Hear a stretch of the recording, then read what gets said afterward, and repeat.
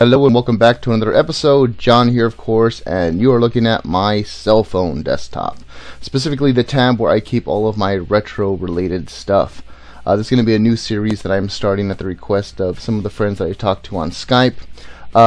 We were kind of talking one day about the various apps that I use when I'm out in the field and so forth, so I figured I'll do a little segment on the apps that I use personally, like day to day, when I go out, when I hit up that thrift store, when I hit up that flea market, that Goodwill, to see if I'm getting a good deal for what I'm purchasing. I would like to also point out I do have a Samsung Galaxy Note 3, so as a result of that, all of my apps that I'm going to be reviewing are Android exclusives. So without further ado, let's just move right along. The first app that we're going to look at is none other than NES Hunter Pro. And now it comes in two different flavors. It has the free version, which you can download and has ads.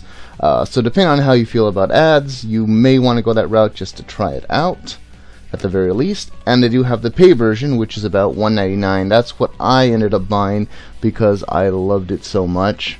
What really neat is if you already added a bunch of games to the free version, you can just import that list of games into the full version, and that saves you a bunch of time. Got either version installed, it'll leave you a nice little icon as I've circled here so you can see. So you just track that down and we'll go ahead and we'll start up the app and I'll give you a little tour of how it looks. Alright, here we have the app all nice and booted up. As you can see, it does keep track of Nintendo, Super Nintendo, Nintendo 64, GameCube, Game Boy, Game Boy Color, Game Boy Advance, and Virtual Boy games. Now I don't own any Virtual Boy games, but you kind of get the idea. You're able to add just about any game that you can think of.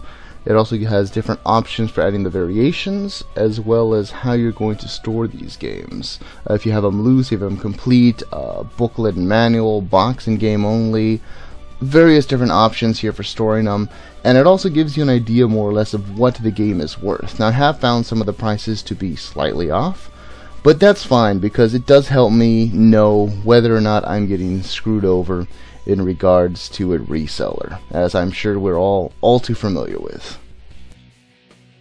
When sorting through the games, you can change the different view as to whether you want to view all the games, the ones you own, the ones you don't own, the ones that are highly sought after, and so forth. Now once you have your view selected, you can also change how you wish to sort the games. You can sort them alphabetically, by lowest priced, by complete in box price, by new in box price, and so forth.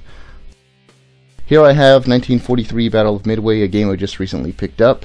I'm able to change how I have it. Right now I just own the cartridge, but later on down the line I can find a booklet in the box for it, and I can add that and update it.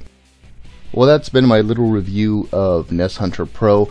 You really have to use it to fully appreciate it. I went ahead, as I said before, and bought the full version of it, just because this has already paid for itself I don't know how many times. They gave me so much money in regards to buying things that I thought was a good deal, and I was getting ripped off.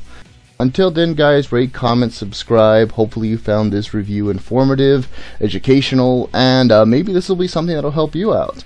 Remember, if you have any suggestions on things you'd like to see me review or apps you'd like to see me review, preferably those that are related to video game collecting or any sort of retro collecting, that'd be cool.